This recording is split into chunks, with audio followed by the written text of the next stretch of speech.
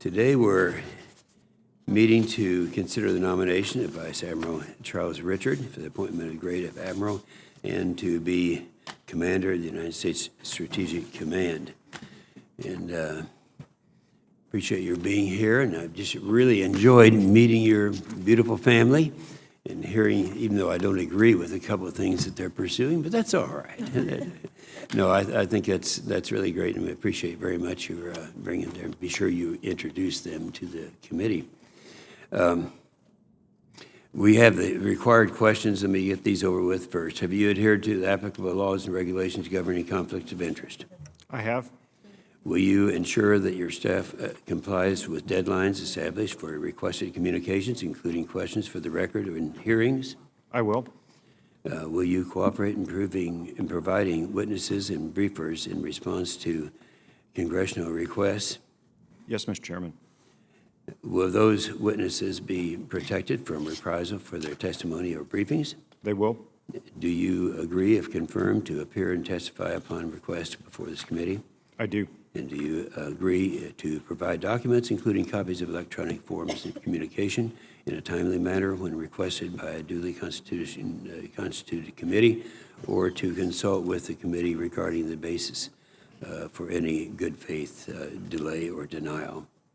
I will.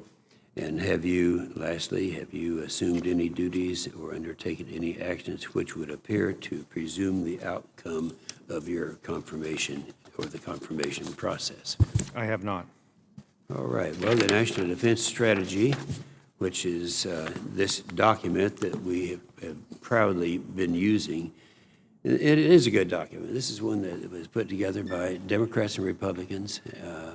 It was everyone was in agreement with it, and we've been using it all throughout our defense reauthorization process, and it's something that it directs our nation's military to prepare for the return to strategic competition. And that's also in the nuclear power posture review. If confirmed, you will be the most prominent advocate for the requirements for our nuclear forces. We will expect you to monitor the Navy and Air Force programs to modernize the nuclear triad.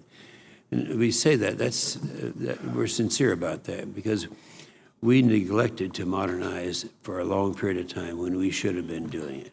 And a lot of people, even to this day, look at the triad and consider that to be somewhat redundant, just because it is three approaches.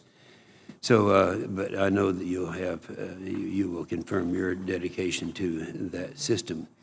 As a member of the council, we also expect to keep a watchful eye on the Department of Energy's contribution to our nuclear modernization goals.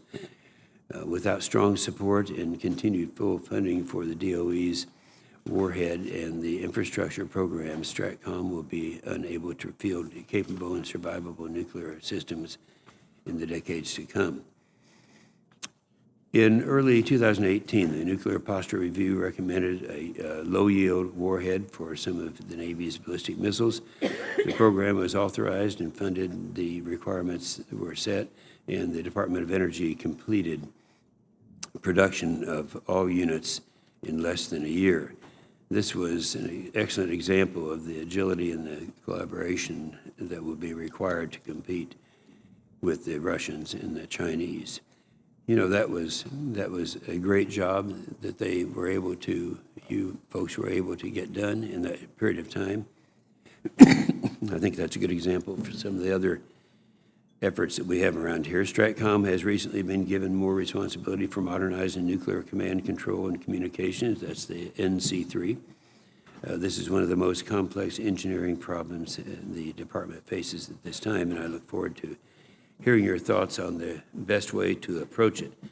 You will also be involved in driving requirements for missile defense, particularly of the homeland, given recent setbacks in modernization of our homeland defense capability. I'm interested in your thoughts on whether we can afford to wait another decade to modernize the ground-based interceptors in Alaska, and I'm sure we'll get some other comments and questions about that from Senator Sullivan.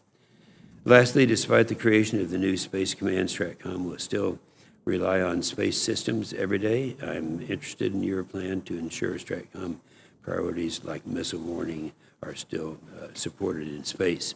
So thank you for your willingness to serve in this capacity, and look forward to serving with you. Senator Reed.